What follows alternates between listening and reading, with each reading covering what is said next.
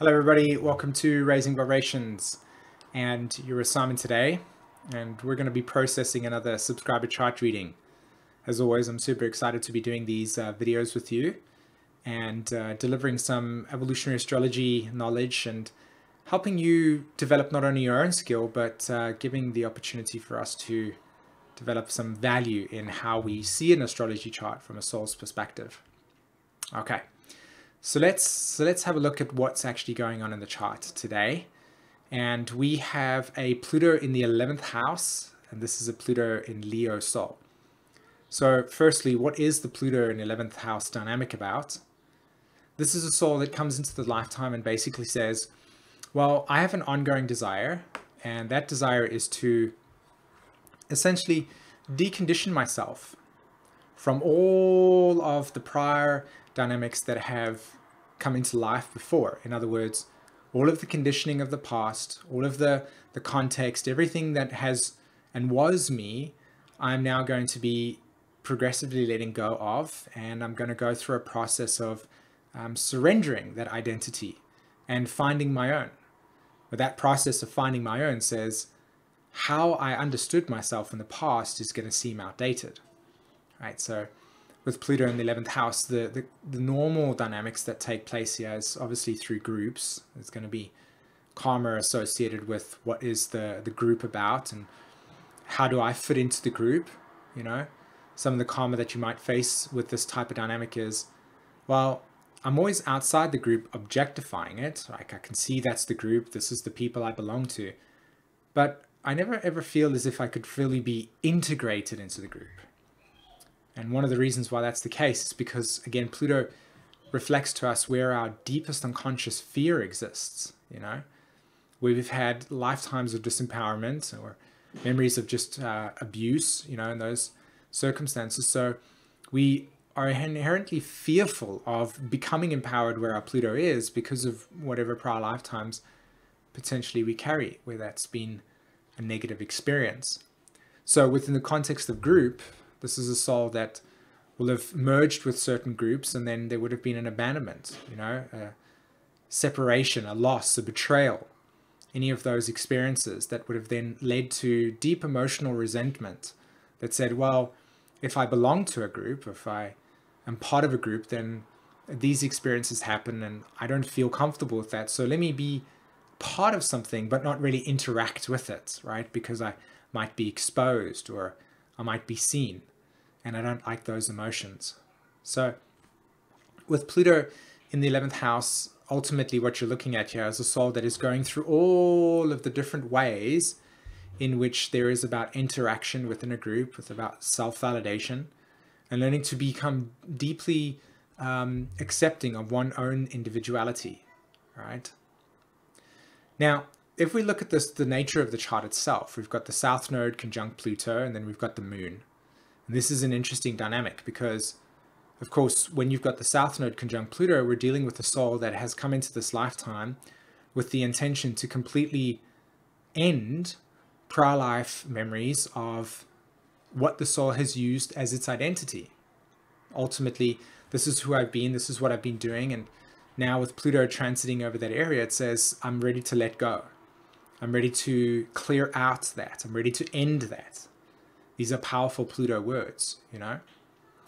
Now, when you look at the phasal relationship between Pluto and the South Node, you can see that this is a soul that with Pluto moving at 22 degrees and the South Node moving at 12 and then 11, right? Because the nodes move clockwise around the chart. We're looking at a soul here that has already had that experience taken place, right? However, because that conjunction is so close together, there will be some prior life memories or residual in this lifetime where those memories are very strong, you know, or potentially strong. And so the potential here is to feel as if there is a feeling of deja vu. In other words, I've been here before. I've experienced this loss before. And why am I doing this again? Almost, you know? Now, if you have a look at the placement of the moon is actually ahead of Pluto, i.e. 23 degrees, and Pluto's at 22. So you can see here that even though the dynamics of the past are very present with the soul, the intention for a new evolutionary cycle is also here, i.e. with the moon conjunct Pluto, you're also ultimately saying that one's own sense of identity is deeply linked with the Pluto dynamic.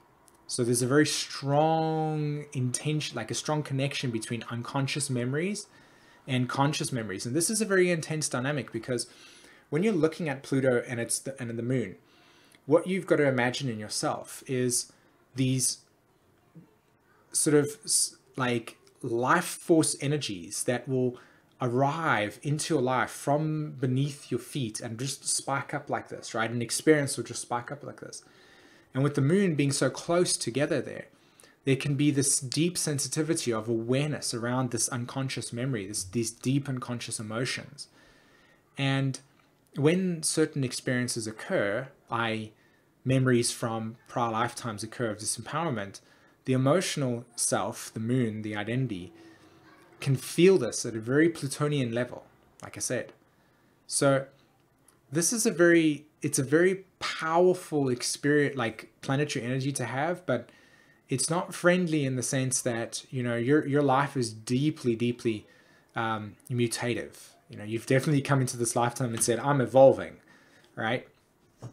Now, if we have a look at another aspect of the chart, which I think is really interesting to see, we can see two things. One, we can see the phasal relationship between Venus and Mars.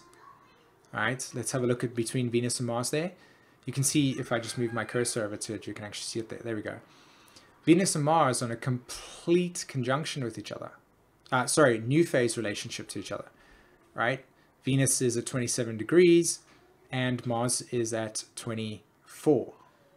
Right, so this is a new phase conjunction between Mars and Venus, meaning that the soul in this lifetime is again coming into this situation and saying, I'm initiating in a completely new way of relating to myself.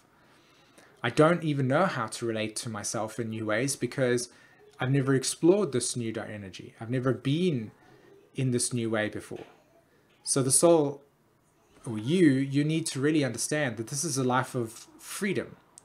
Freedom to explore your own individuation process. Freedom to understand the context of what it means to be you in a completely new way. Now, the Pisces element to this process adds the flavor of that Pluto conjunct the South Node. Because here we go again, we've got new phase energy in a planetary archetype or a constellation that says this is where everything gets eroded. This is where everything dissolves. And the planetary ruler of the Mars and the Venus in the chart, which is Neptune, right? Neptune is the planet that influences Pisces. It's conjunct Saturn in Libra. So here we go again with another dynamic of relating, Libra.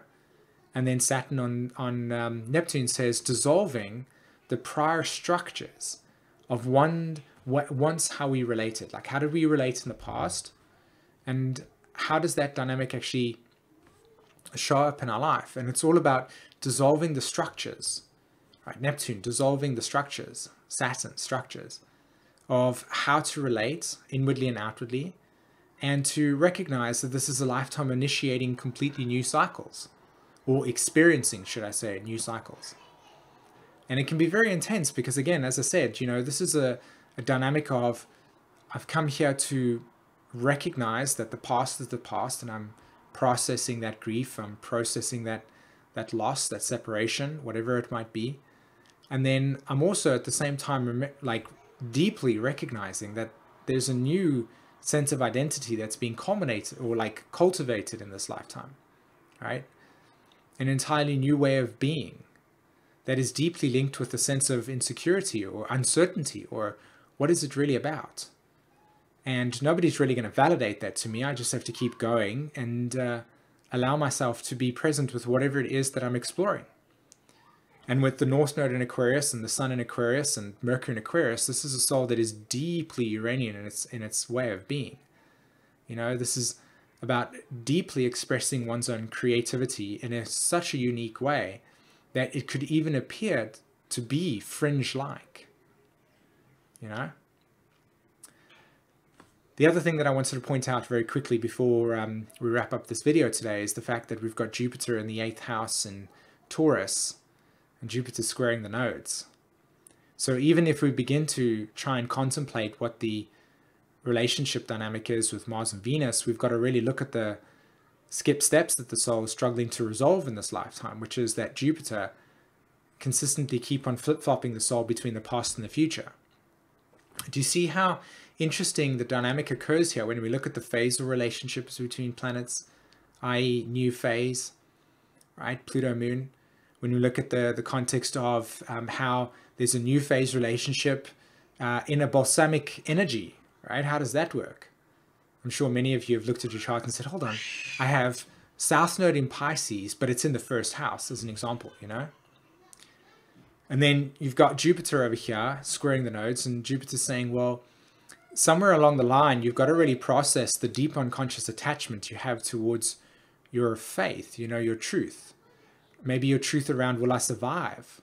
This intense energy is so transformative that I might not know how to be alive. I might not know how to survive. I not know to be self-sufficient.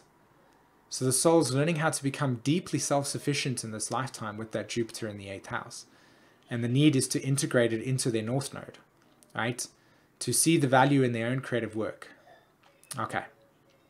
All right, my friends, thanks very much for stopping by and listening to another subscriber chart reading. I really hope that you got a lot out of this today. And as always, take care. Bye-bye.